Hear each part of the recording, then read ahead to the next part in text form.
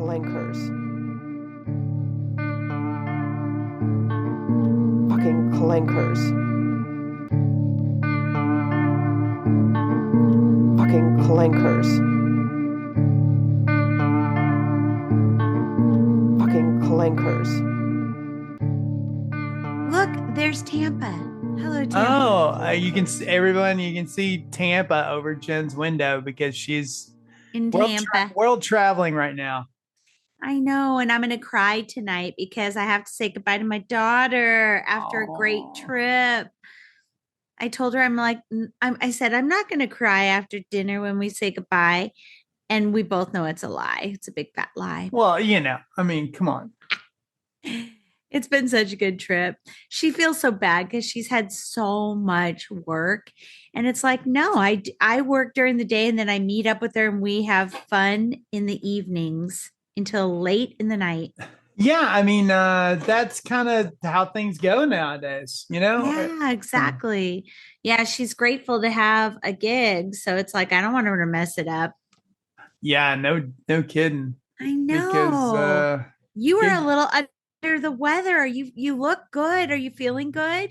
yeah, Better? I just I pushed a little too hard, but I'm good. I had a lot going on this week. So Just wait till next week. Next week, well, I have an interview with my old friend Leslie Fear, and she only does it on the phone. So she has to be uncomplicated. She's like, come on and tell me some of your hiking stories. So I'm like, okay. But then we have a couple interviews lined up for next week too. So that should be good. oh, I know. And then Sam and I are sorting again. We're doing Abigail will be on. Lucky. We just scheduled it right as I was logging in. What evening are you guys sorting Abigail?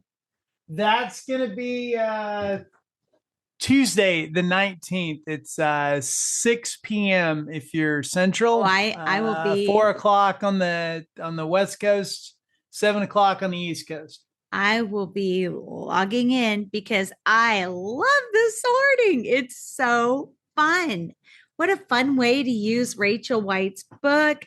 And then it's such a great conversation. God, I have to write a review today for her Oh, book. I do too. Yeah, me too. I do too. I'm glad you reminded me because I feel like the worst kind of author ever because I always forget to write reviews for things. No, you actually thought of it just now, and you probably thought of it 10 times prior to right now. So that's good. I didn't think I had an Amazon account anymore. I thought I canceled it after I bought her book.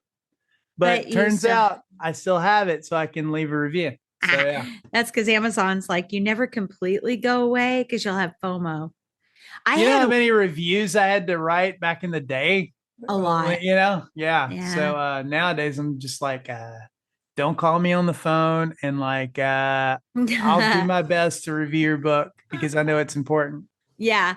Well, I had a weird email this morning from Meta, and it was like, I got off Meta a couple months ago, I think, in all ways, shape, and form. And it's been at least a month. Yeah. At least. Yeah. So then I got this message that said, you're being prompted to be a business manager on Meta. Log in to check that status or notification status. And I'm like, this is like a weird honey trap by Meta because if I log on, I'm back to day one of canceling. Look, here's the thing, as someone who has been off of Meta for over 2 years. Yeah. Here's the thing that you're gonna need to do for a while. What? Get a friend who is on Meta to look and make sure that your profile isn't there. That's a great idea. But then what am I supposed to do? If they didn't do what they said they did, then like you said, you have to start the process all over again. Wow. Okay. I will do that. Because it happened to me once. When I shut down my old author account before, suddenly reappeared. You know what I mean? Because I had 2 Facebooks. Right. Yeah. We had to. It suddenly reappeared with no explanation. And I was like, I thought we were deleting things, guys. That's annoying. Oh, That we did. Would you like us to delete it? And I'm like, but anyway, that's so awful. I'll get my little sister to check. Oh, that's smart. Yeah. Yeah, she has to have one for work, so Oh, she I'll get her does. to. Yeah, I'll get her to check and make sure you're gone. Is it hot there? Oh yeah, welcome to summertime in Texas. No matter what they tell you, it started like a month ago. It did. And it will roll like a month into like whenever they tell you it's fall or winter. It's just like it doesn't matter. We finally got some storms here in Tampa while I was here, and it's just like cozy. And you think it looks like Seattle outside, and then you step outside and you're sweating. Yeah, for sure. It's so great. Well, though. see, we have the same humidity as Florida. Yeah, I wondered about that. We do. Yeah. Yeah. So it's a joyous feeling.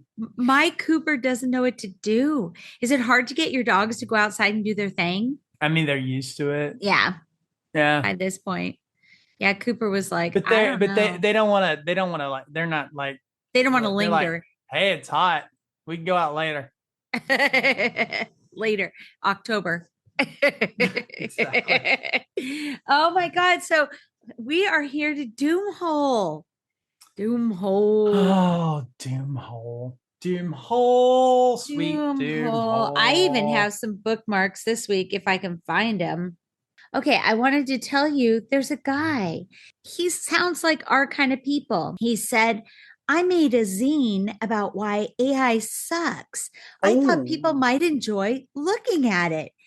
AI sucks, so stop using it. And they're seriously stop using it. And then can you see that? Yeah, that's awesome. I want that. Yeah. Now, do you want me to read a few of his points? Sure. AI poisons Black communities. Wait, I have to turn up the brightness because I'm blind.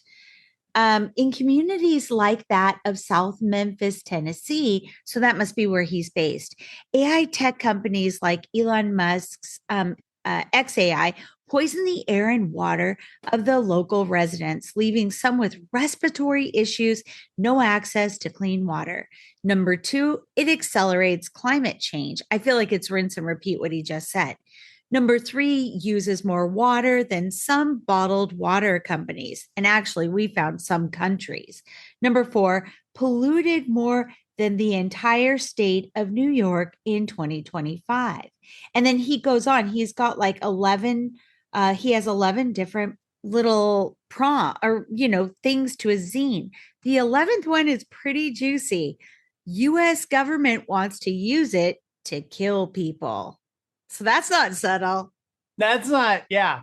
Yeah. He says, but think of Palantir here. Surprising absolutely no one. The United States government has expressed an interest in utilizing AI tech to power things like missile targeting systems, facial recognition, software, and expanding surveillance programs. Okay, dude, how many reasons do you need? This is like 11 reasons already. Yeah, I know. And he's a hero. Yeah, I mean, and can you blame him for feeling that way? Like, no. Of course, look, last week, didn't we talk about how Palantir was making a deal with like the USDA or whatever about the food? I was just listening to it on a different podcast. I listened to the Higher Side Chat, and he had on a guy, a Christian something or other, and they were talking about that. And they're like, we don't want AI in our food system, but it's just another way that they're going to make us all feel like we are in scarcity mode. Just awful. Did you check out that Ed Zitron was on Prof G Markets? No, I haven't gotten the chance. It was a good interview, and was it? Ed, like always, came with the receipts. He always does. Yeah. Yeah, people think that he's dicking around, and he knows it. It's like that when you sent me the interview when he was on the panel in Seattle, I was very annoyed by the other guy that was with him, because it's like Ed knows this stuff, and Ed knew he wasn't going to get in a throwdown battle with him on a Seattle stage, but he came with receipts. He was ready to respond, and the moderator kind of pushed them apart. She was like, time constraint. the host for the host of the Ed Elson, who he agrees with him on a lot of the points. Oh, he and, does. I mean, yeah. He pushed back in like the in the right places and made a discussion like you're supposed to. But yeah, it was some really interesting. I was like, damn, Ed.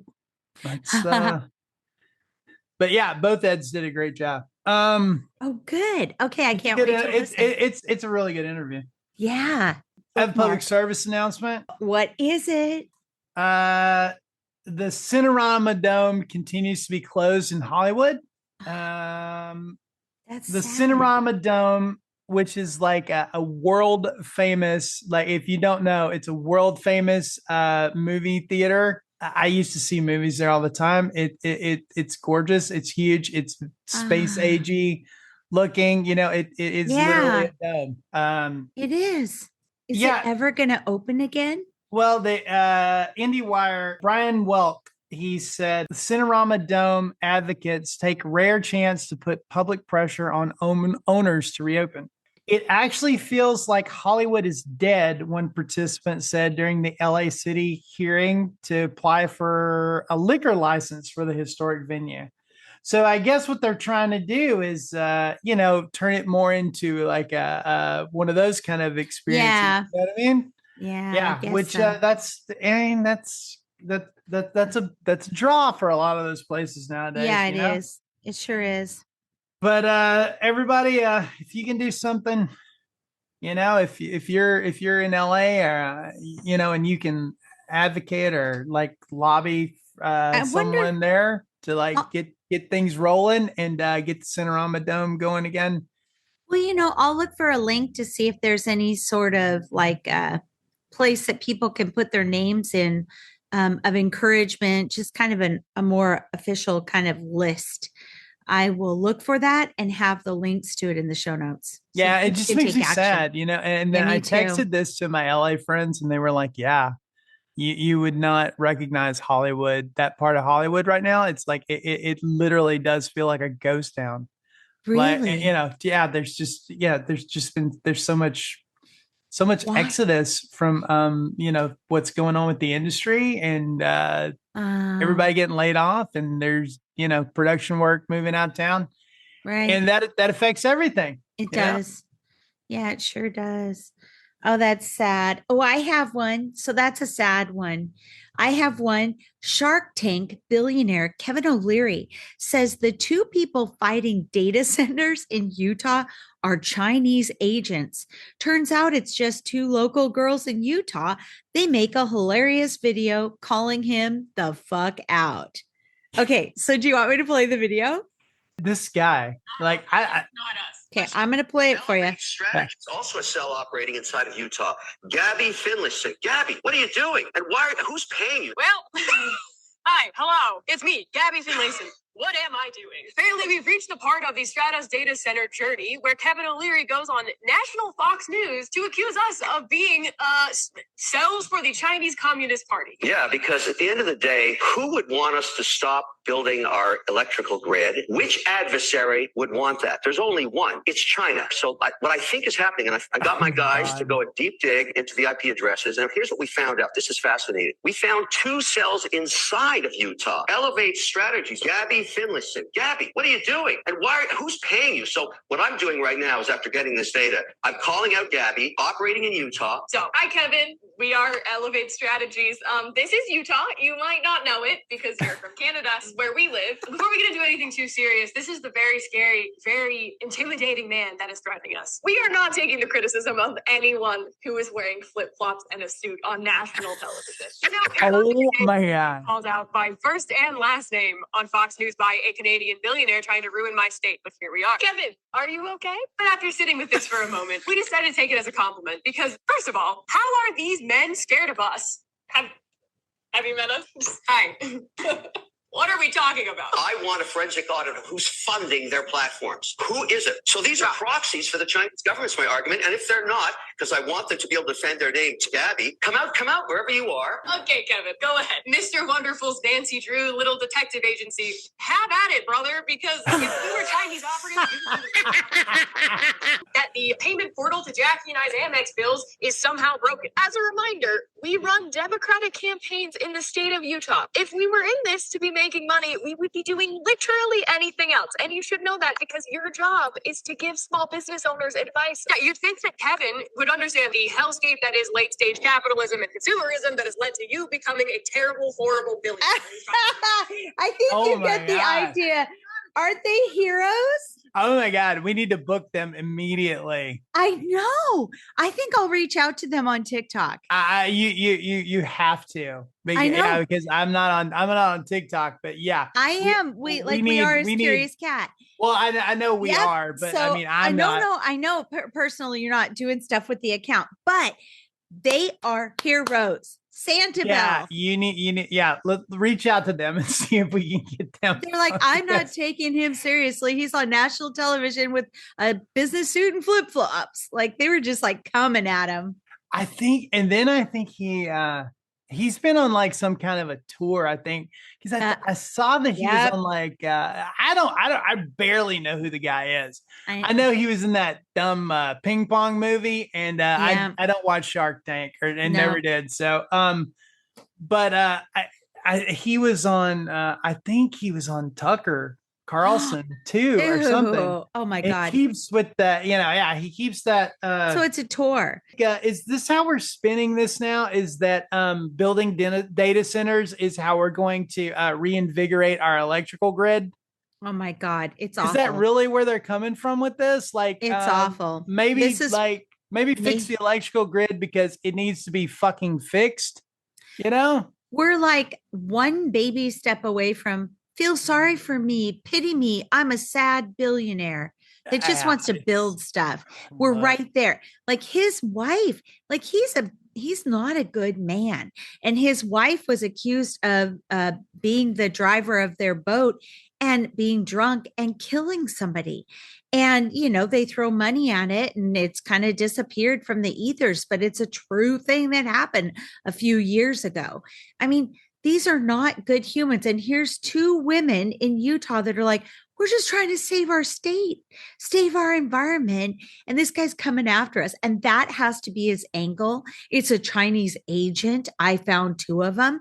And I love how quickly he's getting spanked in front of the world. I mean, it's just ridiculous. And I love the fact that they're just like, okay, we'll come make a video and like call out the billionaire. I mean, everybody should be doing that.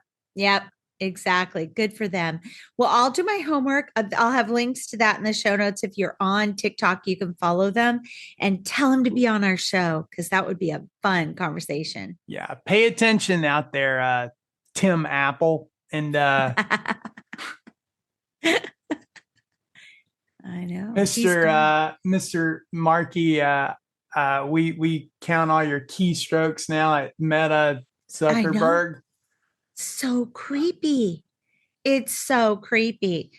So a Santa Bell for them because they are heroes. Oh yeah. Hold on. I wasn't with you on vacation. I didn't know if we were recording this week, so I had to reach for my bell. There you go. I had to reach for my bell. For my bell. We should have to reach for your eggs, your powdered eggs. That was a few weeks ago, folks. Still iconic. The other side of my doom hole. Let's see what we got here. Hold on. It's on my other doom hole. All right. Everyone at Musk versus Altman trial is using fancy butt cushions. This is fake. What's that? This has to be fake. Oh, no. This is wired.com. I got this from your link last night and I started reading it to Bryn and then paywall. So I couldn't go there. Yeah, so hopefully you get the rest of the we'll see how far I can go. Paris, Dave.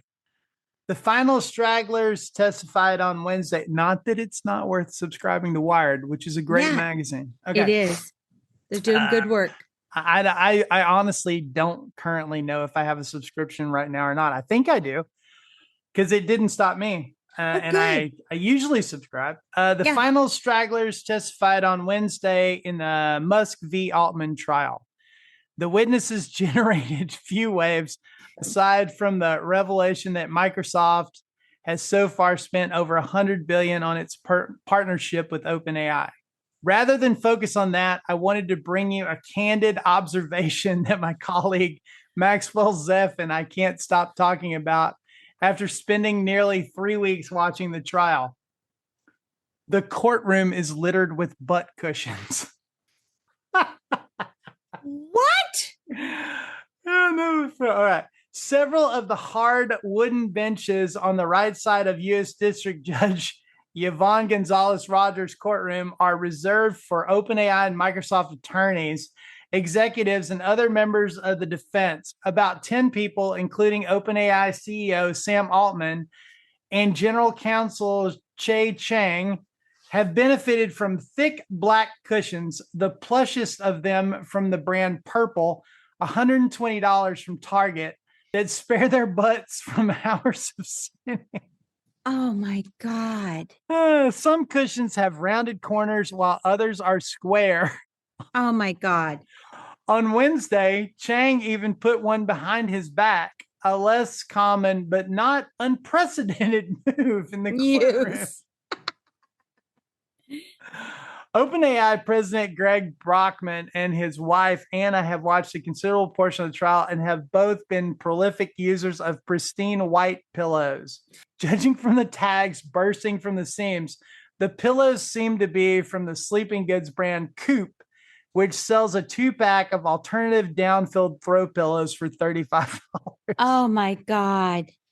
On Wednesday, an OpenAI bodyguard carried a purple handbag into the courtroom with a pillow for each of the Brockmans. Anna gave her husband just a minute to suffer in pillowless oblivion before she discreetly passed one to him and then situated her own. I felt bad for OpenAI chief futurist Joshua Achiam, who later took Brockman's seat, but wasn't left with either of the pillows. Oh my God. Achiam eventually did obtain one of the more standard black cushions. OpenAI did not immediately respond to Wired's request. So, oh my God. You know, but really, I think it was partly strategy is like, fine, they want to be here. We're going to be comfortable so that we're not wiggling to get out of here. So it's like, it's just it's so perfect for Silicon Valley. It's such a bad move. I mean, it is. Honestly, if for them to just go, our butt is way too precious to sit on this bench in a courtroom as we decide the future of humanity and whether the robots are going to kill us all. Maybe they're on special paleo diets and it's meant to muffle their farts. We're gonna need you. All right, we're gonna need you to. It's like they got an assistant and they were like, yes, like they're doing a coffee order. Okay, we're gonna need you to go to Target. And we're gonna need you to buy like 14 of these $135 pillows. Which, okay, I'm sure that the bench is hard and it does suck to sit there, but I think that this is all. What if it was Chat GPT? They're like, our agent, our AI agent, you know, he's so empathetic to the human body that he knew that it would be like make our asses sore or butt muscle sore or butt bone sore. But Altman guy, he'll get on TV now and he'll be like, well, in the future, workers won't have to go through those conditions because it'll all be AI agents and they'll be unemployed. Yeah, they'll be unemployed, but at least they won't have to sit on a hard bench. A hard bench, because that's hard on the butt bones. That's hard on your butt bones. And my God, more important, this is hilarious. Having like having a comfortable doom hole or we need to make butt cushions with our logo on it. Well, they just don't take anything seriously. There's no accountability for these people is the thing. There's not. they're like, oh, okay, you violated this and this and that, and we're gonna fine you $2 million. Oh my God. Those people don't give a shit. They don't. No. So which bell do we ring for that? I mean, it was entertaining, but it was Doom Hall. Many cushioned doom holes. Oh my God. Atari bought like the rights to an RPG classic called Wizardry. And I don't really have a doom hole for that. I was just kind of like, Atari's still around. They're still buying stuff. Oh my God. Are we in Blade Runner future? Oh my goodness. That sounds really fun. I don't know. I already want to be on a pre-sale thing. Do we want to talk about the monk thing? Yeah. I mean, you mean the robot? Yeah, they let a clanker become a monk. That just seems stupid to me. I think so. I mean, I think that I read the entire thing, and I think that what was interesting about it is that they try to find life in everything and find the soul in everything and relate to it as equals. And I have to push back and go, yeah, no, I think I can draw a line in the sand. I think we just did. I think your takeaway is more important than reading the article. Yeah, I think that's kind of what I was thinking so too. Because I was like, I don't think these equate, because they were like, well, rocks are spiritual to us, and and this and that, and I'm like, it's not the same thing, guys. It isn't. No, I agree. A rock is not a thing that's pretending to be a human being. Something else. Yeah, and have emotions. Exactly. It doesn't. A rock is a rock, and it doesn't have billionaires being their promo team that are like, hey, this is the coolest thing ever. Right. A tree is not pretending that it's a person. Yeah, exactly. It's like, hey, I'm a tree. Yeah. No, I agree. Not like our dogs who are convinced that they're people. And I'm convinced they're people. As far as I'm concerned, they are people. Oh, I know. I miss Cooper. That's different. Oh my Cooper's God. in Tampa. I'm in Tampa. He's so vulnerable. And that's why we're tag teaming, because then Doug will come out to Florida next week and do his graduation run with the guys and just like take him out to food, because like I don't want to put Cooper in a little kennel. He's so old and vulnerable. No, I understand. I miss him I don't so like much. the board. I don't like the board money either. Yeah, no. Not that my vets aren't great, but it's just, it's no, they're great too. They love them, but it's like it's not. My dogs have never really been away from me for any significant amount of time. They showed up during the pandemic.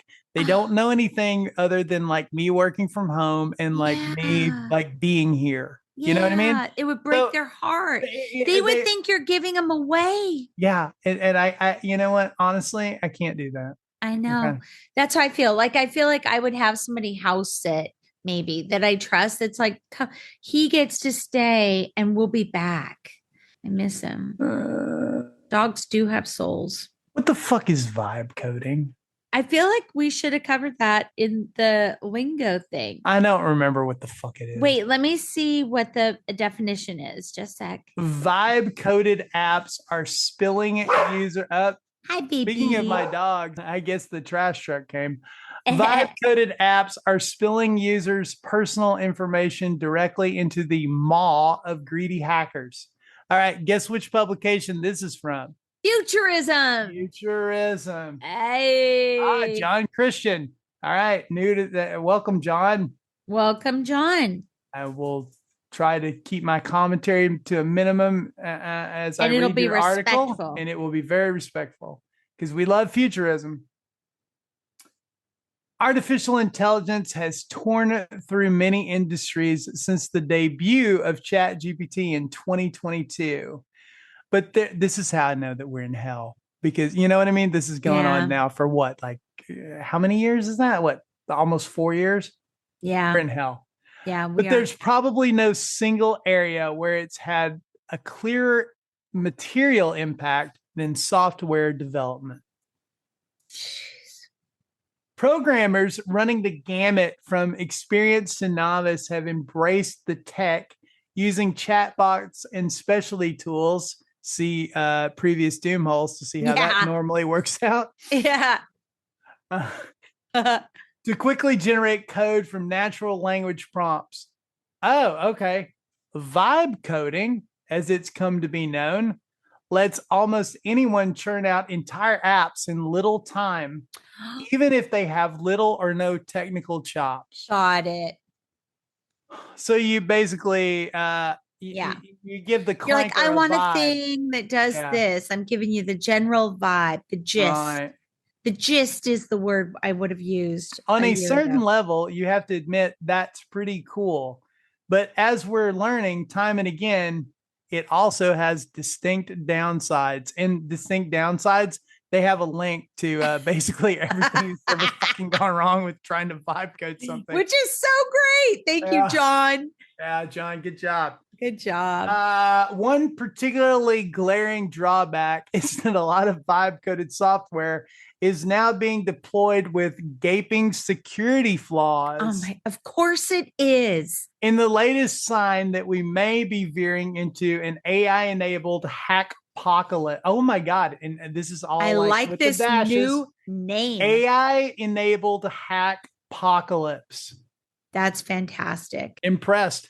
He probably got his job by just writing this and sending it into them. I mean, I would, right? I could probably get a job with Futurism if I just like sent them like a cool thing like that. If I just tweeted them, you know? Yeah. No, I couldn't. I'm a crazy person. They wouldn't hire me. They would hire you. A fascinating new Wired story covered. But I'm not going to go out and like, I'm not going to go out and like, research and like, work the beat. That's what I'm here for. I'm not gonna wander around the waterfront with a fucking spiral notebook writing shit down. Is there a waterfront where you're with at? A fucking fedora on. It's a scary forest and a river where you're at. Oh no, we got scary boat launches. Yeah, don't worry. Alligator infested. Oh looks God. Like Ghost infested. Yeah, it looks like a goddamn off-week episode of Scooby-Doo. Mimic infested. Did you see the email this morning from Rachel? Like, I need this content. Yeah. You know what? But when you guys send me stuff from, I guess how they combat me not signing up for Twitter is that it doesn't play the audio for me. It doesn't? No. So it's creepy. Her voice is all, just watching it. I was just this woman's voice is all gurgly. It's like gurgle. I'll find it somewhere else. It'll be on YouTube or something. So anyway, I'm a shitty reporter. I'm not gonna. Yo, she is a good reporter. Hey, she. What's with that AI? She. What's the crackers with that AI? See? I watch too much fucking film noir. A fascinating new web story covers research by a cybersecurity firm called Red Access that found sprawling privacy issues in vibe-coded apps. Yeah. What's with that vibe-coded? See? The firm examined thousands of web apps created with the vibe coding platforms Lovable, Replit, Base 44, and Netlify. I haven't heard of any of that stuff, which is why it feels like made up words. I didn't even know what the fuck vibe coding was. Yeah, now it's typical Silicon Valley. Speak. Let's spell a thing weird and like that's what we'll call our thing. And that's a neat thing. What it found was, to put it lightly, not good.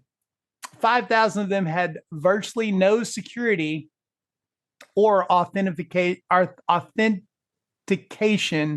of any kind. Wow. And a full 40% exposed users' sensitive data from medical and financial info to corporate documents and logs of ostensibly private chatbot conversations. Oh my God. The end result is that organizations are actually leaking private data through vibe coding applications. Red Access Code founder Dor Zavi told Wired. This is one of the biggest events ever where people are exposing corporate or other sensitive information to anyone in the world. Jeez. Russia thanks you. North Korea thanks you. Yeah. China thanks you. Probably even Canada at this point. We've made kind of an enemy of them. Canada thanks you.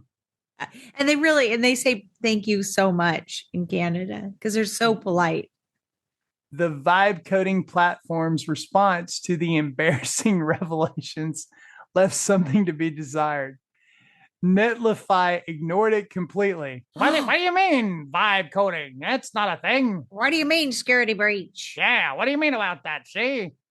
While the other platforms basically deflected onto users, saying they should have better secured their work before putting it out into the world. Oh, they just victim shame. Now the vibe code has turned into a victim shame. Yeah, we're victim shaming now. Yes, that's awesome. Just blame it on the audience. Oh my God. It was just for shits and giggles. Isn't that what Copilot said? You're just too stupid to use our app. Oh, yeah.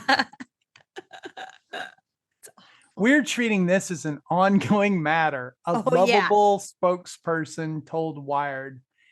It's also worth noting that Lovable gives builders the tools to build securely, but how an app is configured is ultimately the creator's responsibility. Oh, my God. On a certain level, they're right. But these are the companies claiming that creating software is now as simple as describing it to an AI bot. The reality is that AI remains extremely imperfect, so the resulting code is going to have issues that only an experienced human developer or security expert would be able to identify. And these apps fundamentally are in the market of putting these people out of business. Jeez. Anyone from our company at any moment can generate an app, and this is not going from your company at any moment can generate an app, and this is not going through any development cycle or any security check. Zivi told Wired. People can just start using it in production without asking anyone, and they do. Jeez. John Christian, everybody.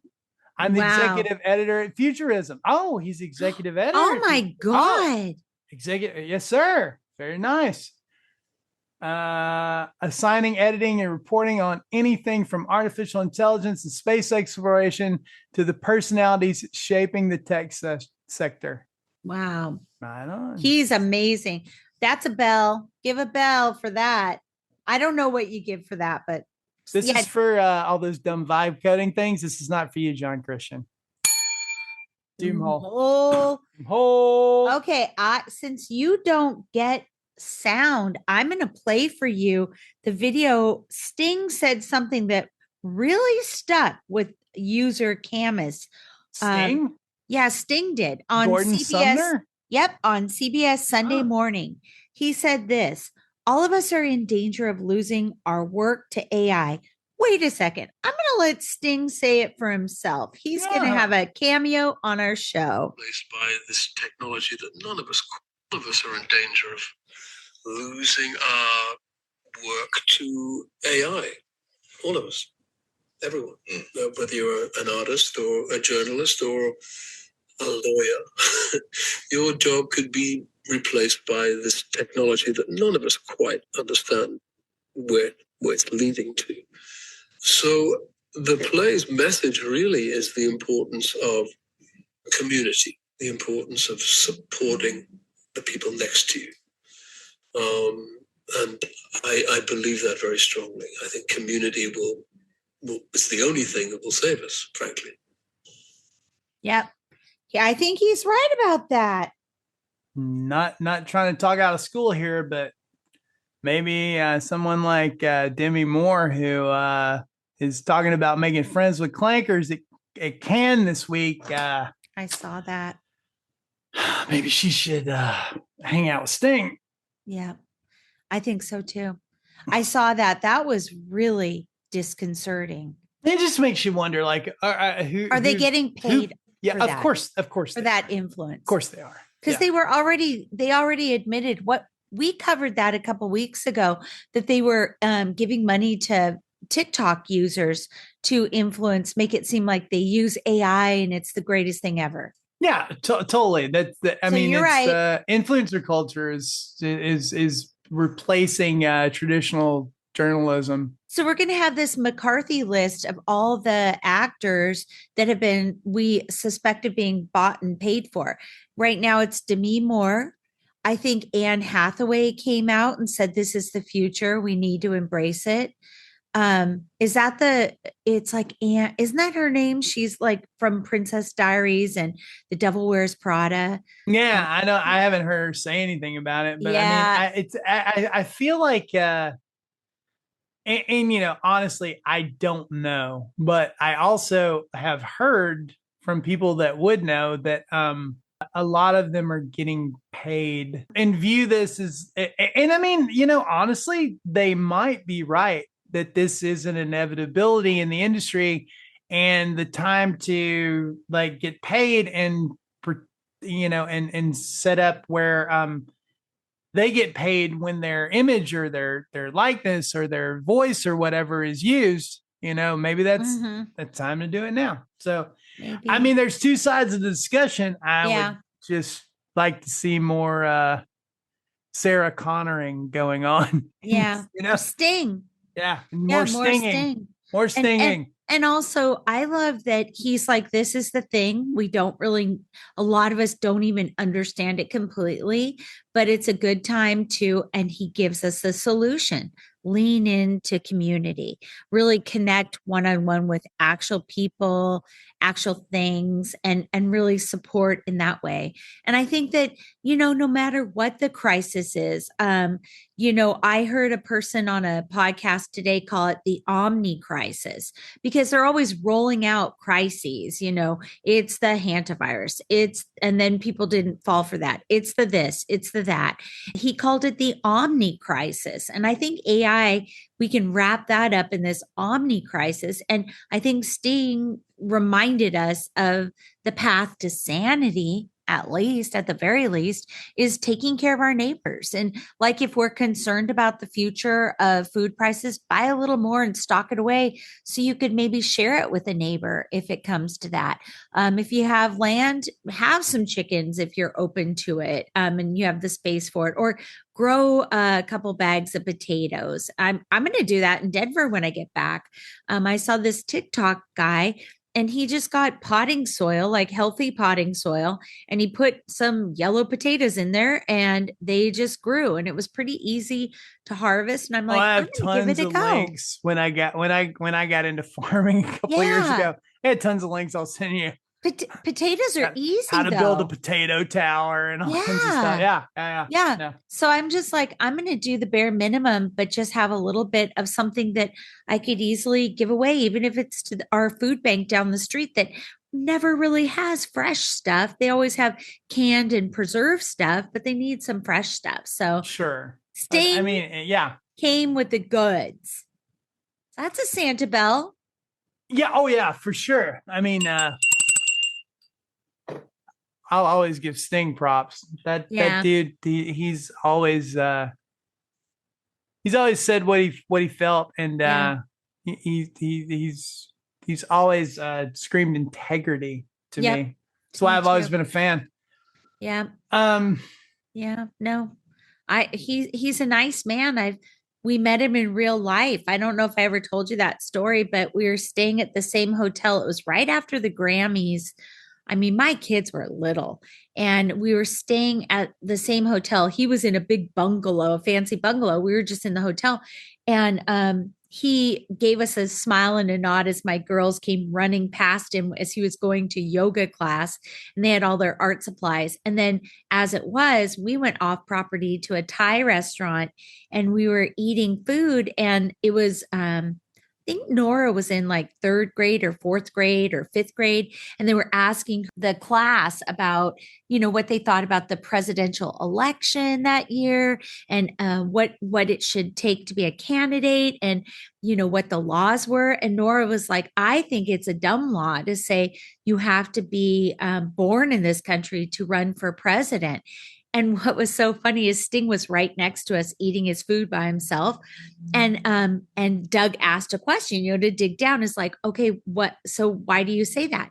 Well, if our country puts you through a citizenship kind of rigmarole and it says you're good enough to be a citizen, then you're good enough to be president. And Sting was like ear to ear smiling. Aw. So then when he went to pay his bill, we were still there. And when he went to pay his bill, the man came over and he quietly goes, quietly whispered something. I think Sting assumed he wanted his autograph. And he goes, oh, sure, sure. And he goes, no, your card was declined. Because had been in LA the night before. And then here he is in Hawaii. Right. He goes, okay, run this one. But he was so gracious. I have some celebrity card decline stories too. It happens. It's like the sweetest thing. Exactly. And and they're not bad stories. They're always cool about it. They're like, oh yeah, here, put it on this one. Yeah, exactly. So I don't know. Maybe that's where we ended. It doesn't feel so doomy when we end with Sting. I mean, yeah, when more stories about Sting being cool. How can the world be totally doomy, Exactly. All right. Well, what are you going to do today? You got to do stuff with the dogs. You got to do work. I mean, Friday. Now that you've reminded me how heavy my schedule is next week, I'm probably going to need to rest. I'm probably going to take it easy over the weekend. It's a lot. I know. Yeah, because I'm trying to think. We have 2 interviews. Brian Kukin is wonderful. He'll keep it right at an hour. He's Reiki. He's a numerologist. So he's going to look at the numerology of AI. That's coming up. All right, good. Mm-hmm. I know. And then we have another one. It's with our author friend from Book Trope next week, I think, too. I think we have Terry. Yeah, I think we have him on Thursday. Terry Person. Yep. I can't wait. So go rest. That's gonna be awesome. Rest your voice. And, drink lemon water. Oh, I'll rally. I'll be okay. You got to rest this weekend. Yeah. All right, guys. Well, thanks for listening. As always, we love clankers. you. Love you. Bye. Fucking clankers. Clankers.